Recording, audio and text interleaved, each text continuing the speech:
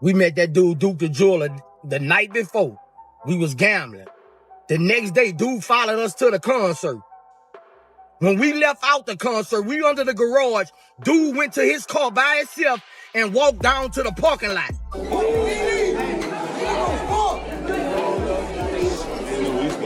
Man, Lord. You supposed to be mad.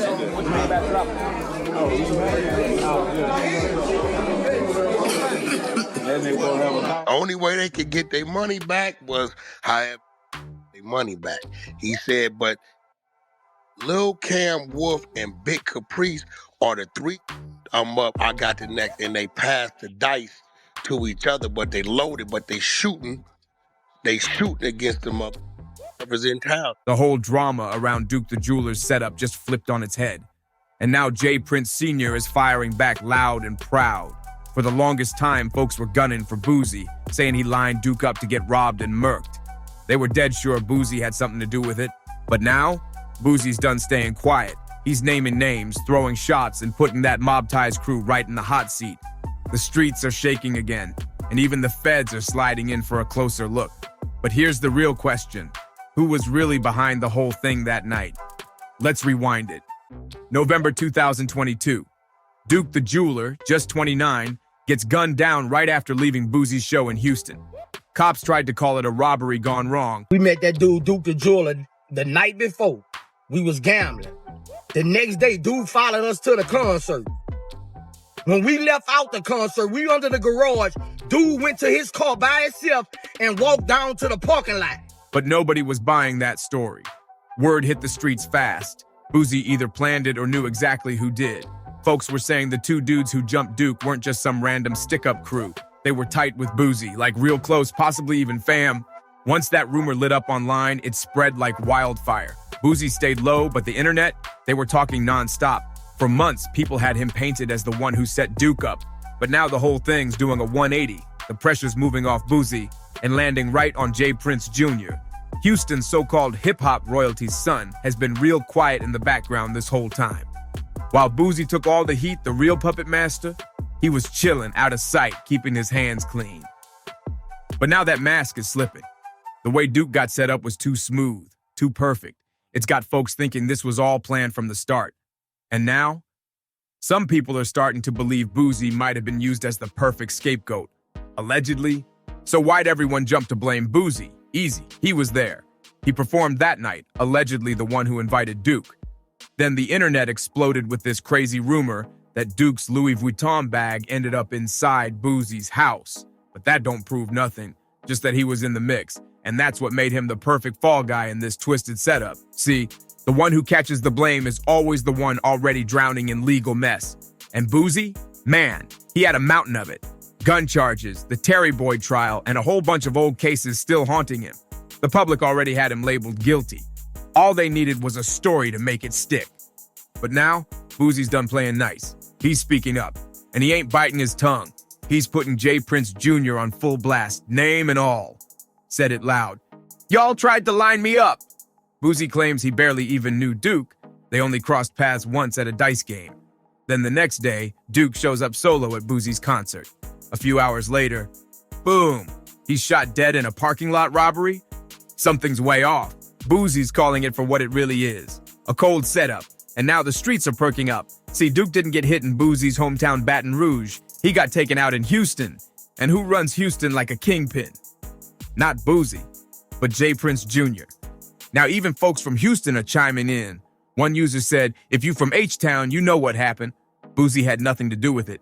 Another dropped a bomb saying, why would Boosie set up a robbery in a city that ain't even his? That don't make sense? People are waking up to the noise. One post even put it blunt. Boosie didn't have anything to do with that man's death. Look at J. Prince Jr. And here's the kicker. J. Prince Jr. was sitting at that same dice table too. The same dude who's been running that whole so-called check-in culture in Houston like he's the mayor. Word on the street, if you're an artist, rapper, or influencer, you don't step foot in H-Town without checking in with the princes. That's the rule. And guess what? Duke did check in and still ended up dead. Any real dude that's ever really been in LA, he checked in. Any real dude that's ever been in Atlanta, he checked in. If you moving and you getting money, you gonna check in because you need to know the right places to be and places not to be. That's a businessman. That ain't just shady, that's straight up grimy. Because this whole check-in thing, it's not about safety, it's about control. It's not about protection, it's a chess game for power behind closed doors. Look at what happened to Takeoff. He checked in too and still got caught up. And it ain't just in Houston. Out west, word is Big U been running the same play, allegedly pressuring artists to check in or risk getting robbed. Or worse, even PNB Rock, they say he checked in and still lost his life. It's the same pattern over and over. Schoolboy Q even said it plain.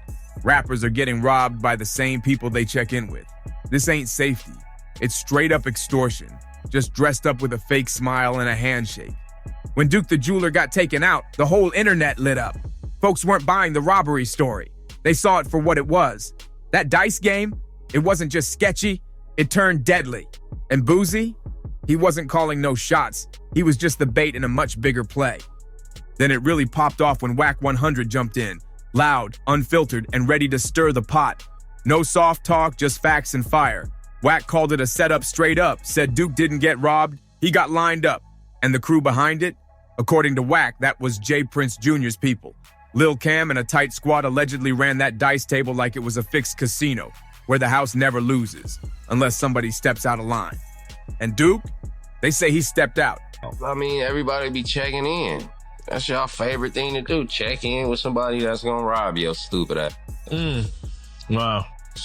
Yo, you think that guy, the guy that you don't know in California got your back?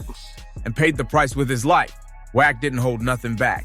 He even said J. Prince been fronting for years, pretending to be the guardian of the culture, while really moving pieces in the shadows and trapping folks in plain sight. But it wasn't just Whack sounding off. Charleston White had words too. He said Duke's homicide felt different because it didn't have to happen. Charleston pointed straight at mob ties, accusing them of building a setup culture in Houston that don't protect artists. It endangers them. He said these artists show up thinking they're safe, but really, they walking into the lion's den. Snakes in disguise, fake smiles, and handshakes that lead straight to trouble. Charleston said Duke didn't lose his life from beef or disrespect. He got caught slipping because he trusted the wrong crew. The situation that occurred, that a certain jeweler around and got past the dice on accident and was hitting all them for a couple hundred because, right, boom. The only way they could get their money back was however their money back.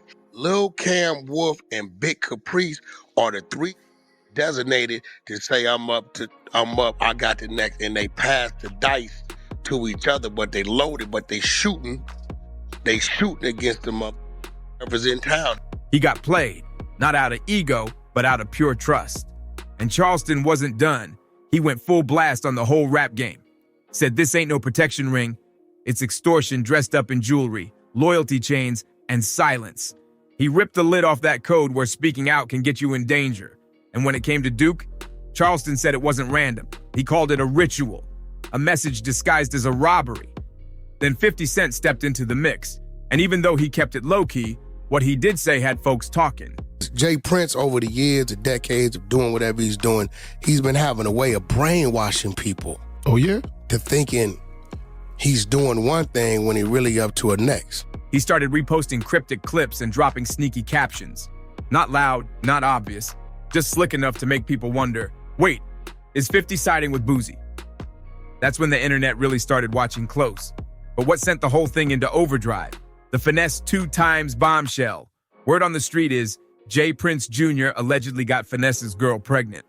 Behind his back. And Finesse, he ain't stay silent. He aired it all out.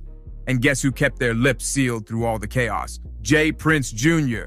Not a word, no clapback, no denial, just cold silence. And that silence, it's screaming louder than any statement ever could. Industry, these street homie, that's projecting these rules and then coming here playing like they admirable men with street rules and street that shit. Nah, homie, them little was set up that night. Finesse 2x used to ride hard for mob ties, always shouting them out, always showing love. But now, he don't even mention them. That loyalty, gone. Ghosted. Whatever bond they had, it's dead in the water. Now fans are finally seeing it with clear eyes. First Takeoff's tragic death, then Boosie blasting names, and now this messy fallout with Finesse 2 times. And guess what name keeps showing up like a bad habit? J. Prince Jr. The internet's not staying quiet anymore. That hush-hush energy that once kept things hidden, it's falling apart fast. One user even posted, J. Prince has set up so many people and had several folks knocked. You heard Junior was the father, and after your mom did her due diligence, what was your thought? I think that this girl that had the baby, I think she used to work around Junior. So I believe bro bumped into her around Junior, you know what I'm saying? Another straight up said, it wasn't Boosie. J. Prince took him out. But let's not get it twisted. Duke the Jeweler wasn't just some flashy dude in a diamond chain. He was a king from Chicago who built his empire from the dirt. No industry backing, no cosigns, just straight grit and nonstop hustle. He started out in the early 2000s, grinding in a tiny studio, sketching custom pieces by hand, turned scraps into statements. Before long, the stars came knocking. Rihanna, King Von, 50 Cent, Boosie, even Vogue and LA Fashion tapped in. His work wasn't just jewelry. It was straight up wearable art. Duke was different. His designs weren't trendy, but they were timeless. Every piece told a story.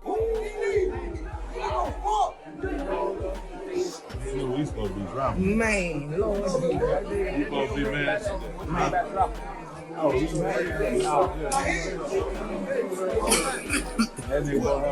And in this game, real talent mixed with real independence, that shakes up the room. Duke wasn't playing politics, he was making waves on his terms, and that made him a problem for the wrong people. He didn't just end up in the wrong place. He walked right into a setup thinking he was among friends, but really, he was in a den full of wolves wearing gold and trusting smiles that were hiding knives. That night, high-stakes dice game. Word is, J. Prince Jr. was the one hosting it. And Duke, he was winning, big time. Ran up 100K at the table, flexing with no fear. But that win might have sealed his fate. Right after the game, they say he got stripped. His jewelry gone, his money gone, even his phone taken. Then came the shots. Not just once, multiple times. He was walking to his car or something, and some dude tried to rob him. I had just met dude yesterday. We was in a garage. He must have walked outside to the parking lot. We was in a garage. We heard this. That wasn't no sloppy stick-up. That felt personal. Like someone made sure Duke wasn't walking away from that night alive. And the game, still bleeding. The industry ain't bounced back since. Duke's homicide hit different. It shook the room. This wasn't no random stick-up gone wrong. This felt cold, calculated, like a hit made to look messy, when really it was planned to the T. Now Boosie's out here fighting hard to clear his name, swearing he had nothing to do with it. And when that footage surfaced showing his reaction to Duke's death, man, he looked crushed. Couldn't even speak. Just sat there in shock like he really ain't see it coming. And maybe, just maybe, he actually didn't. But now J. Prince Sr. is stepping in, trying to rewrite the story. Throwing shade, talking slick, painting himself like he's innocent in all this. If you think about him, he's a clown. Like, I love the hip-hop culture. I'm in love with the hip-hop culture. Blood, sweat, and tears went in my movement for the hip-hop culture. But Boosie ain't staying quiet. He's firing back, saying J. Prince Sr. is the one really setting folks up behind the scenes. Still, the streets ain't fooled. Too many pieces are lining up. Takeoff got taken out in that same city, under that same check-in system. And don't forget, the coroner's report said Takeoff got hit multiple times, head and torso. That's not no stray bullet like they tried to sell it. That sounds deliberate. That sounds like somebody wanted him gone. Now, J. Prince Sr. is going at Whack 100 for riding with Boosie's claims, calling Whack a clown, saying he talks too much, trying to shut him down. But people ain't falling for it. They say J. Prince Sr. is just scrambling, throwing dirt to dodge the real heat before it gets even messier. Because at the core, this ain't just about Boosie, and it definitely ain't just about Duke. This goes deeper, way deeper. It's about a whole setup built on fear, silence, and fake security. It's about how real power gets abused behind smiles and handshakes, how artists are forced to check in just to move around a city they don't even run, or risk getting lined up. What's being exposed now ain't just shady. It's the real game behind the rap game, and folks are finally starting to call it what it is. And the scariest part, Even someone like Duke, a self-made king who built his empire from the bottom, wasn't safe. He came up from a tiny studio, turned sketches into shine, and iced out some of the biggest names in the game. But one wrong room, one wrong circle, and that was it. Duke's homicide didn't just rattle the jewelry scene, it pulled the mask off the industry itself. It showed how deep the snakes really run. Boosie says he was just the bait. Finessed 2 times, saw the writing on the wall, and cut ties. Takeoff checked in, and still didn't make it out. Now J. Prince Sr. is out here scrambling, trying to spin the story before the pieces all click together. But if this is just the beginning, who's next to speak up? Or worse, who's next to disappear? Let us know how you see it. Drop your thoughts in the comments. We're reading all of them. And don't forget to like, subscribe, and share this with someone who needs to hear the real story. Stay tuned, and we'll catch you on the next one.